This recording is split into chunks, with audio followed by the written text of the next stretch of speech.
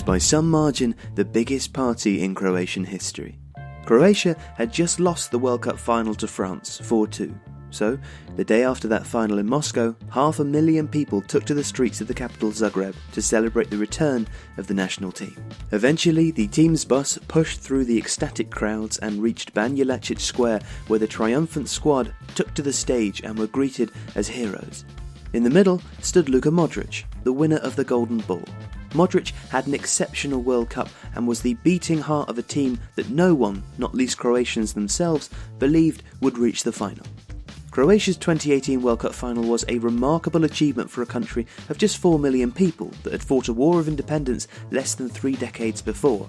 But even more remarkable was the outpouring of love directed towards the players, and especially to Luka Modrić. Just a few weeks before the team was due to leave for Russia, the national team was widely disliked in Croatia. The Croatian Federation was despised, whilst Modrić had been mocked and had become something of a pantomime villain. The reason for the public's disdain came down to a huge corruption scandal, a court case, and the name of one infamous figure, Zdravko Mamić. Mamić was the kingmaker of Croatian football. For years, he effectively controlled Croatia's biggest club, Dinamo Zagreb, and was the club's executive director for 13 years until his resignation in 2016. He was also deeply influential within the Croatian Football Federation, where he also held a top position. His influence spread in Croatia to the judiciary and even politics. Croatia's president, Kolinda Grabar-Kitarović, whose presence at Croatia games in Russia gave her international fame, admitted that Mamić had helped sponsor some of her election campaign. During that time, Dinamo won the league 11 seasons in a row as the top talent in the country was hoovered up by the club. There was even a feeder club, Lokomotiva, who were allowed to compete in Croatia's top division despite it being against the rules. It was widely seen that the club could get around the rules because of Mamić. Players were then sold to some of the biggest teams in the world for huge sums of money. 2 in particular would come back to haunt Mamić: Luka Modric's move to Tottenham and Dejan Lovren's move to Lyon. Here's how it would work. Mamić would use his position at Dinamo to sign personal contracts with up-and-coming players early on in their careers. Clauses were inserted into players' contracts that had all sorts of strange arrangements, including cuts of any signing-on fee for Mamić, and even provisions for a percentage of all future earnings until the end of a player's career. Mamić, with his son working as an agent, managed to keep this system going for years.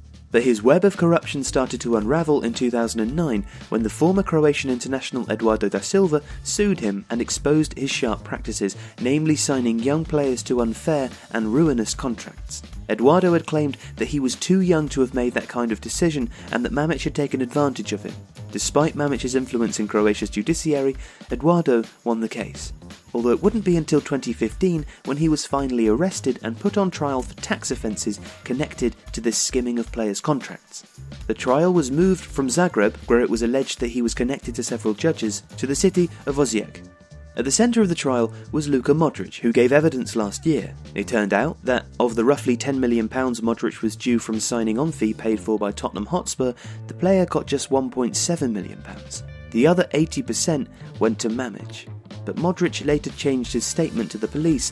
When presented with his statement in court, he said that I've never said that was drawn up afterwards. I told you then that I couldn't remember when it had been done. The whole thing aired on TV, and Modrić was widely mocked and disparaged for it with 1,000 internet memes.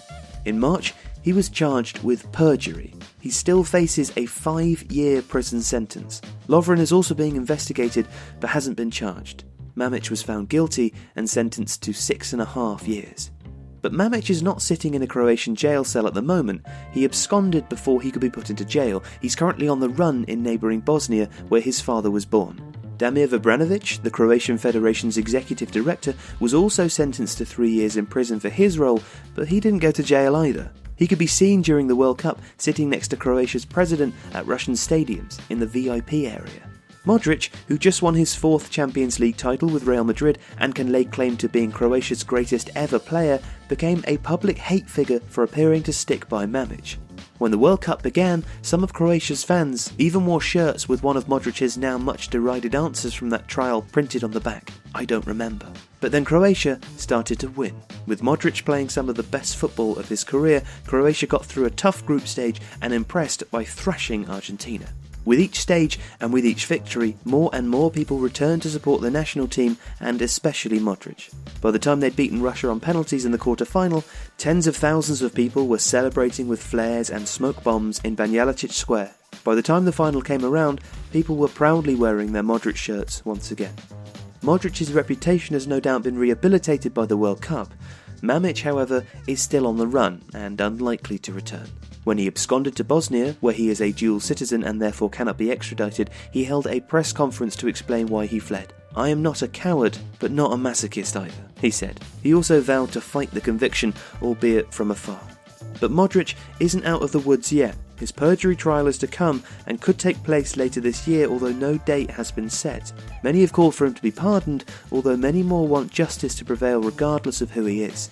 No one believes he will face any jail time, but as the glow on the World Cup final fades, it will become more apparent that even with Mamić gone, the system he helped to build will still largely be in place.